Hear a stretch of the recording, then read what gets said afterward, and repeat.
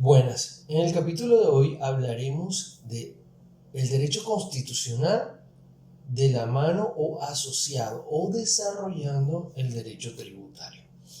La Constitución como norma base de la estructura tributaria y cómo, la Constitución desarrolla los efectos y principios también del derecho tributario. Buenos días y desarrollaremos la siguiente clase.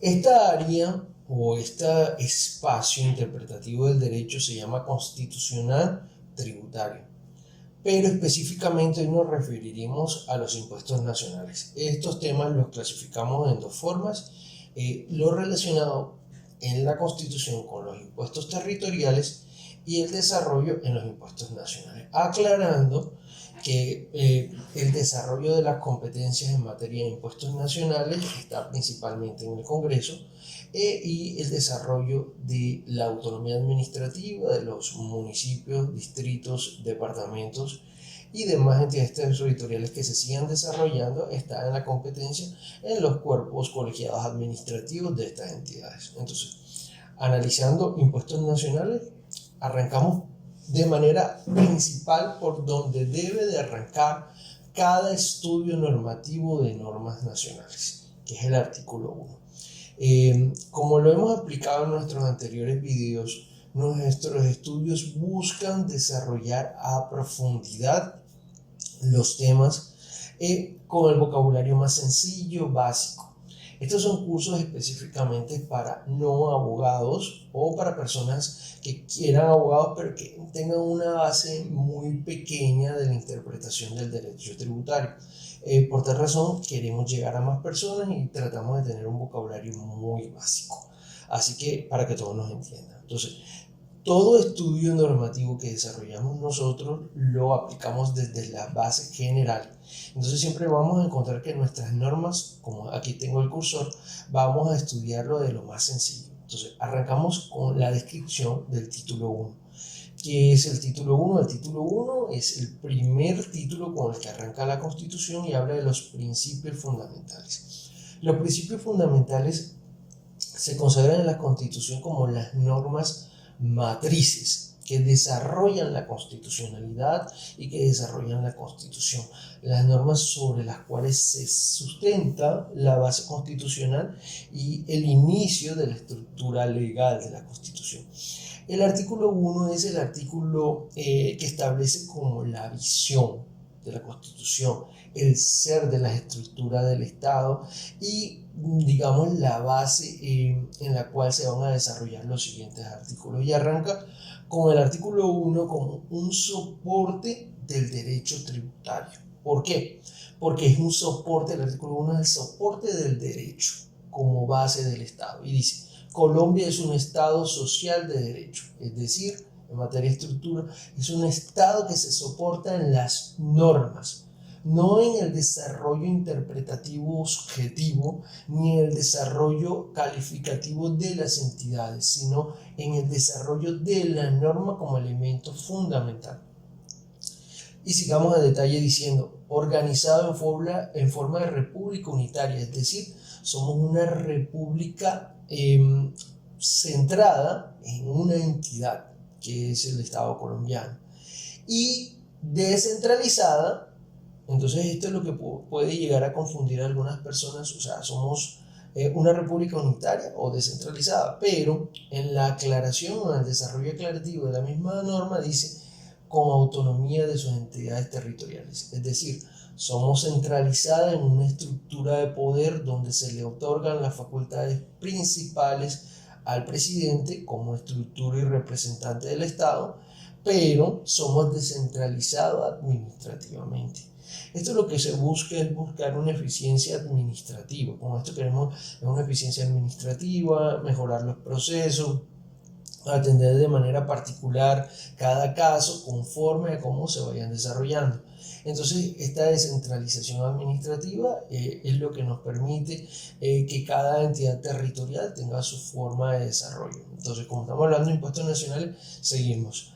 Es democrática porque básicamente nuestros líderes se eligen con una posición democrática, participativa y pluralista, o sea, permite a que todas las personas puedan participar en el ejercicio de la construcción de Estado, fundada en el respeto a la dignidad humana. Por tal razón los derechos humanos y los derechos fundamentales que establecemos en la Constitución y los humanos reconocidos por tratados internacionales son principales.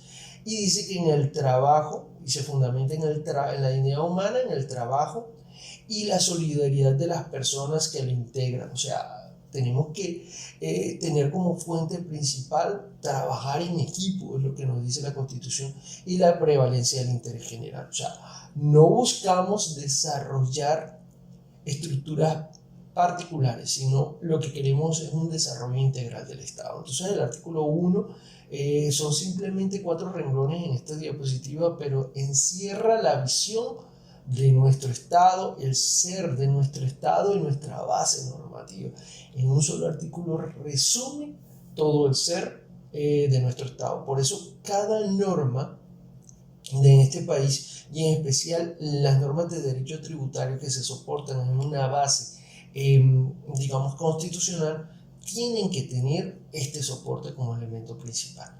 Adicional a este, el artículo 1 y como manera de complemento, el artículo 4 nos indica: la Constitución es norma de normas, creando un aspecto enseguida piramidal de soporte procesal, donde nos dice que como la Constitución es norma de normas, está por arriba y dice: en todo caso de incompatibilidad, o sea, de discusión normativa entre la Constitución y la ley, o sea, la ley u otra norma jurídica que está aquí, se aplicarán las disposiciones constitucionales. Es decir, cualquier norma que se considere incompatible con la Constitución y la ley, con la Constitución, perdón, se tiene que tener en cuenta que la Constitución tiene un aspecto superior.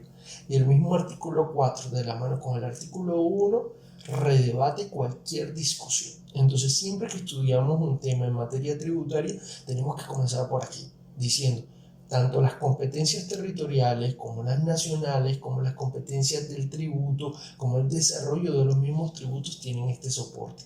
Así que no hay discusión que se desarrolle sin tener en cuenta estas dos normas, ¿va?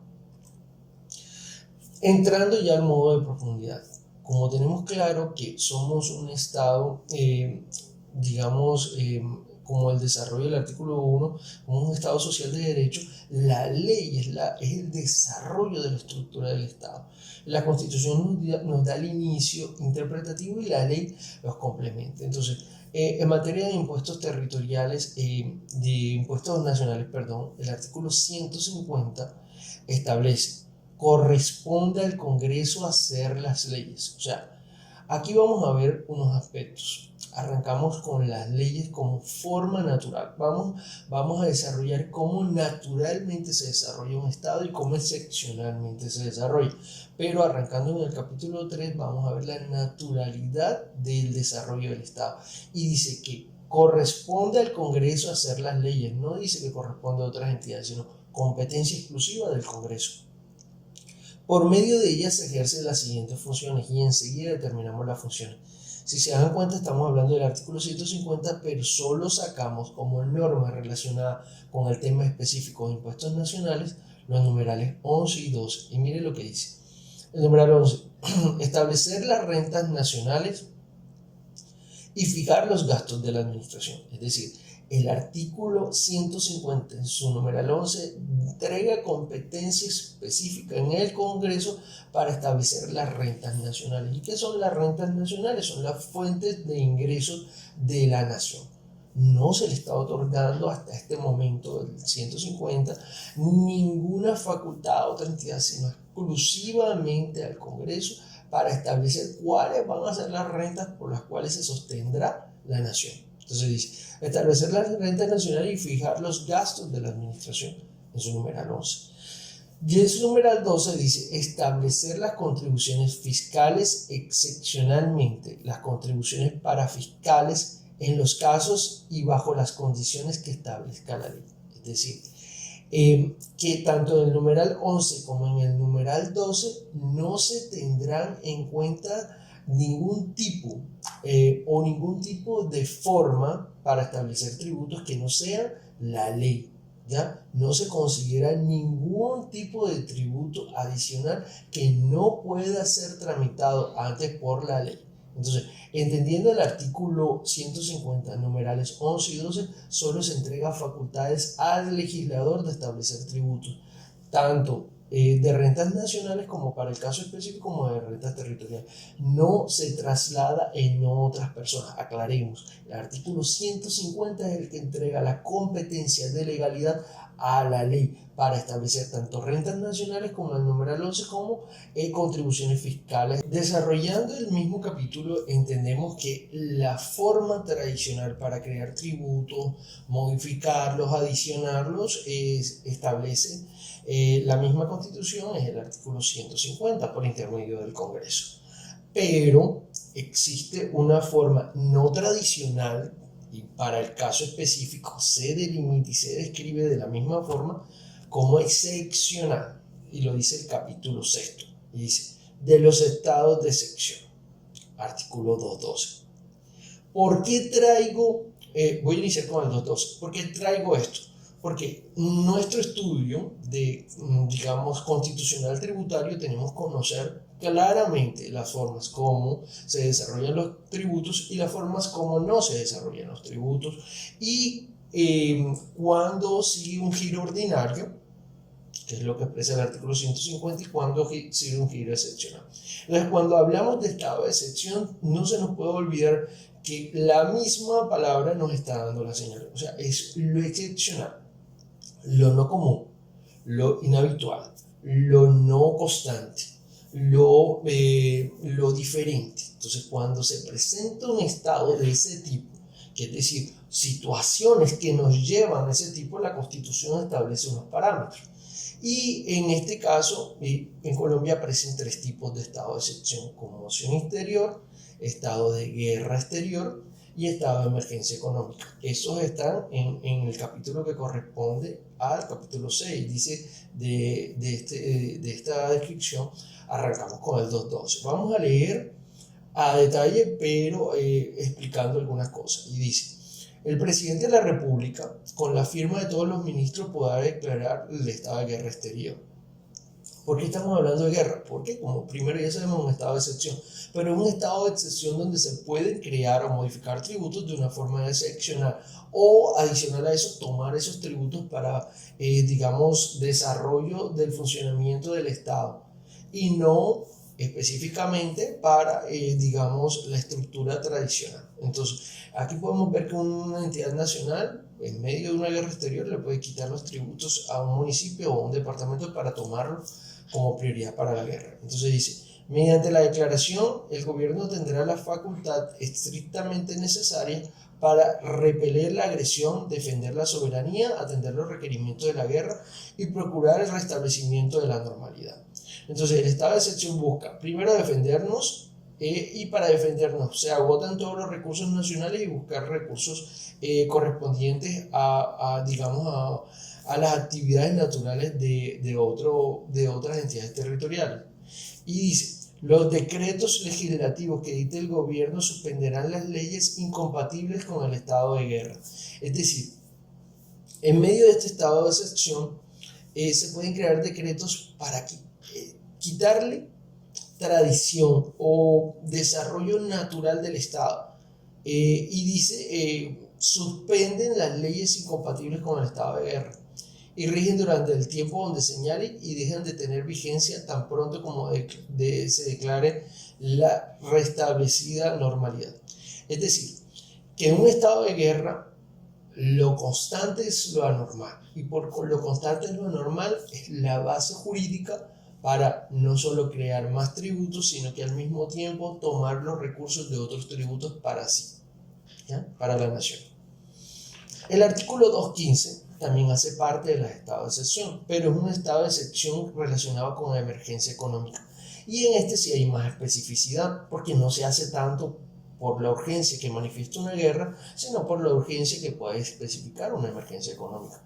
Para el caso específico, en estos momentos hay una manifestación de emergencia económica por parte del gobierno nacional, en la cual se decreta una emergencia económica específica y temporal también para una entidad territorial, que es el departamento de La Guajira. Entonces dice, cuando sobrevengan hechos distintos de los previstos en el artículo 2.2 y 2.13, que son los específicamente relacionados con emergencia, con guerra exterior y conmoción interior, que perturben o amenacen en perturbar en forma grave e inminente el orden económico, y aquí son específicos, el orden económico, social y ecológico del país, o que constituyan grave calamidad pública, podrá el presidente y establecer la metodología en la cual lo debe hacer, con la firma de todos sus ministros, declarar del estado de emergencia por periodo hasta de 30 días en cada caso, que sumados no podrán exceder de 90 días en el año. Entonces, básicamente, dice, mediante tal declaración, que deberá ser motivada, podrá el presidente, con la firma de todos los ministros, dictar los decretos con fuerza de ley destinados exclusivamente a conjurar la crisis a impedir la extensión de sus efectos. Estos decretos deberán referirse a materias que tengan relación directa y específica con el estado de emergencia y podrán en forma transitoria establecer nuevos tributos, y vamos a colocar aquí nuevos tributos o modificar los existentes. Este es también una forma, pero excepcional, al igual que en la 2.12, de crear tributos y modificar los existentes, que es lo que nos dice el estado de emergencia económica. Estos últimos casos, las medidas dejarán de regir al término de la siguiente vigencia fiscal, salvo que el Congreso durante el año siguiente les otorgue el carácter de permanente. Entonces, en la emergencia económica, el presidente, no por intermedio del Congreso, sino por intermedio de un decreto presidencial, podrá crear primero decretar la emergencia económica, social y ecológica, que son las tres cosas que aparecen en el artículo 215. Y con base en esa declaración, crear decretos que suspendan los tributos, que creen nuevos tributos, y lo podrá hacer de manera excepcional. Para hacerlo tiene que hacerlo con la firma de todos sus ministros, ¿ya? Y tiene que configurarse sobre las bases del estado de excepción, que tienen protección constitucional. También, como la norma lo indica, el Congreso, estos decretos tendrán vigencia el periodo fiscal en el cual se tramitaron, solamente en ese periodo fiscal, a no ser que esos se presenten ante el Congreso y el Congreso les dé un carácter permanente o temporal transitorio de unos años más, ¿ya? Pero ya ahí sí se tendría que buscar la facultad del Congreso para acabar con la temporalidad y con la emergencia que le asiste.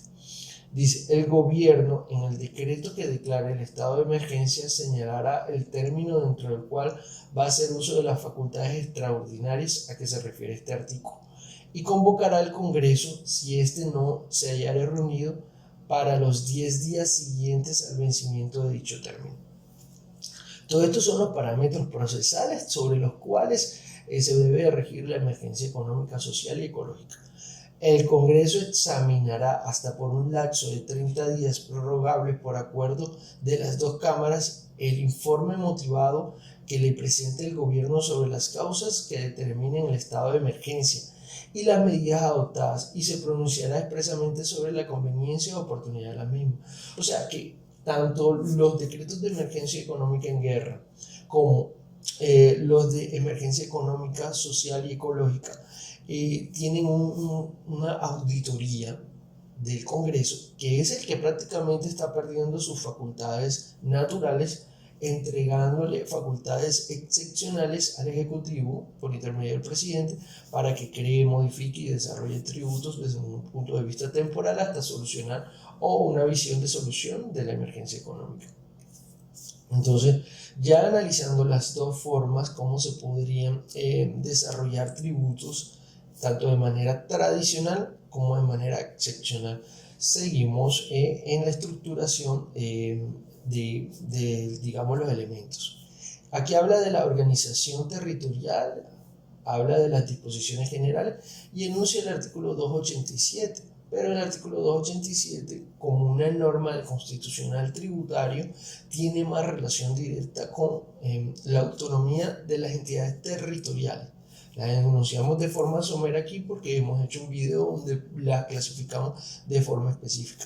Es decir, el artículo 287 que dice: las entidades territoriales gozan de autonomía para la gestión de los intereses y dentro de los límites de la Constitución y la ley, en virtud de las cuales tendrán los siguientes derechos: administrar los recursos y establecer los tributos necesarios para su cumplimiento. Este artículo básicamente entrega facultades a los entes territoriales para que puedan, digamos, desarrollar los tributos que la misma Constitución y la ley le da facultades. Entonces, en eliminación del desarrollo o el desarrollo más posterior o más de este tema, tenemos un video que habla de impuestos territoriales constitucionales.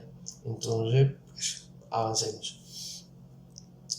Ahora sí, de manera específica, el título 12, régimen económico y de hacienda pública, en su capítulo 1, dice las disposiciones generales y enuncia el artículo 338 como la base clave de por qué el Estado colombiano puede crear tributos. Y dice: en tiempo de paz.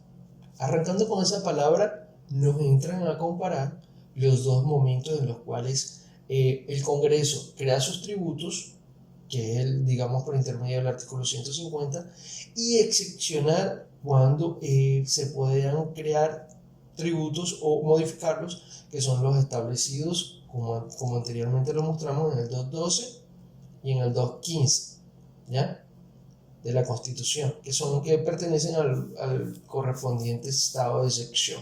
Entonces dice el 287, dice, el 338, en tiempo de paz, solamente el Congreso, las asambleas, los departamentos, los consejos distritales y municipales podrán imponer contribuciones fiscales o parafiscales.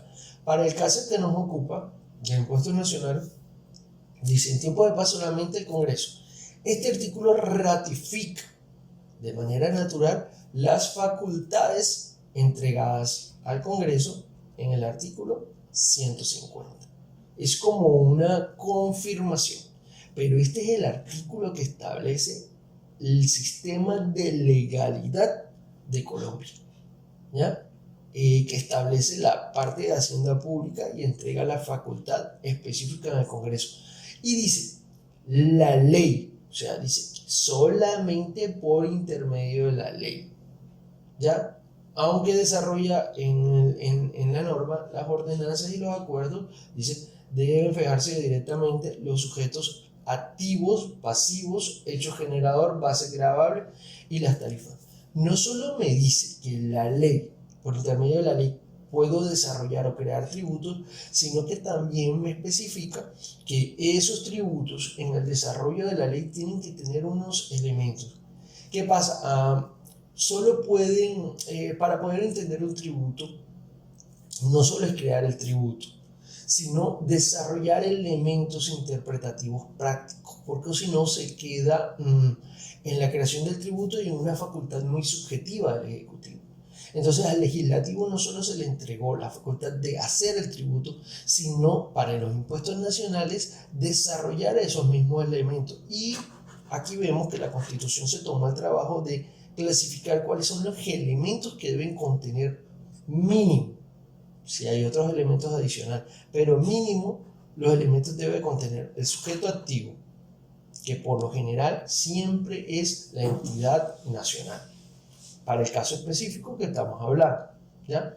A no ser que el tributo sea la entidad nacional, el sujeto activo, pero se lo entregue a un tercero, que ya es otro caso. Pero el sujeto activo siempre es la entidad de orden nacional, dado que estamos hablando de tributos nacionales.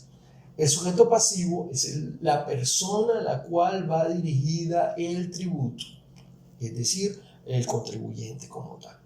o, digamos caso, si se determina algunos agentes retenedor, ya sería un obligado, ¿ya? Entonces, para el caso específico, sujeto pasivo, ¿listo? Es el contribuyente. Para el desarrollo de los hechos generadores. Cuando habla de hechos generadores, que son los motivos que la persona, sujeto pasivo, realiza, que lo convierten obligado a tributar. Cuando se habla de hechos, son conductas que desarrolla la persona o, digamos, en el desarrollo de una actividad tanto como persona natural como de persona jurídica. Son, digamos, el ser que establece la obligación tributaria, el actuar que establece la obligación tributaria. En las bases gravables, bueno, la base gravable como elemento del tributo es, digamos, es el soporte o el elemento, digamos, ya lógico, donde se incluye el tributo, es la base a la cual se liquida el tributo, es, digamos, el soporte establecido sobre la cual se aplica la tarifa del tributo, es el mínimo y el máximo que establece la adherencia de la tarifa, es la base sobre la cual se grava el tributo.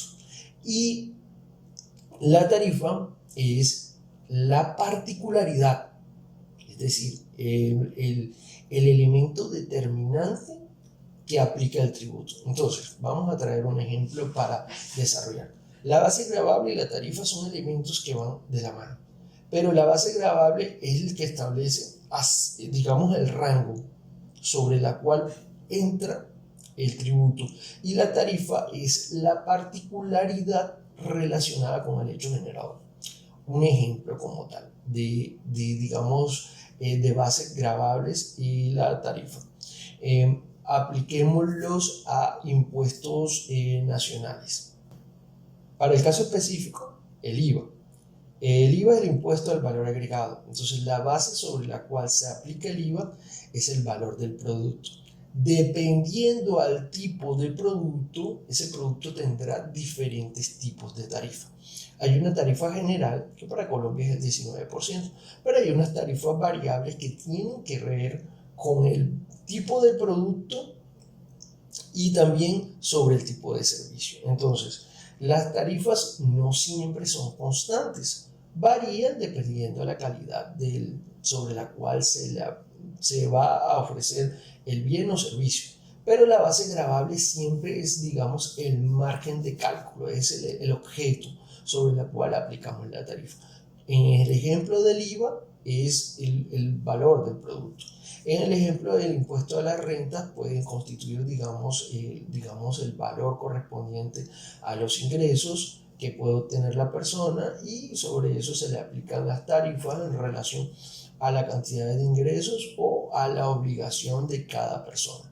Entonces, en el desarrollo de estos elementos del tributo, cada elemento tiene una descripción específica que señala la interpretación objetiva del tributo, y que la ley en este artículo no solo nos indica que deben ser específicamente señaladas por el Congreso, sino que siempre, no en materia discrecional, sino siempre debe dejar taxado o señalado claro, digamos, el sujeto activo, el sujeto pasivo, el hecho generador, la base sobre la cual se calcula, la tarifa, que es el valor que se le aplica a la base, y de ese modo se encontraría el resultado final del tributo a pagar.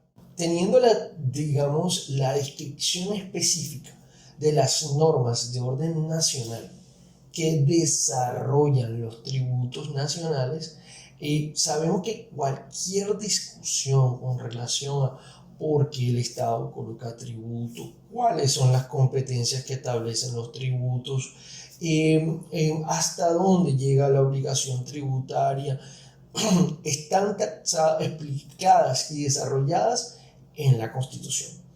Y básicamente lo que hemos descrito aquí busca establecer mecanismos de interpretación del ciudadano especial, o sea, el ciudadano general, perdón, de las personas jurídicas que quieran, digamos, tener una relación administrativa con el Estado y del mismo Estado. Toda persona que participe, que quiera ser parte de la estructura del Estado y que tenga a su conocer normas relacionadas con tributos, debe de conocer como mínimo estos artículos que hacen parte digamos, de la estructura institucional del Estado.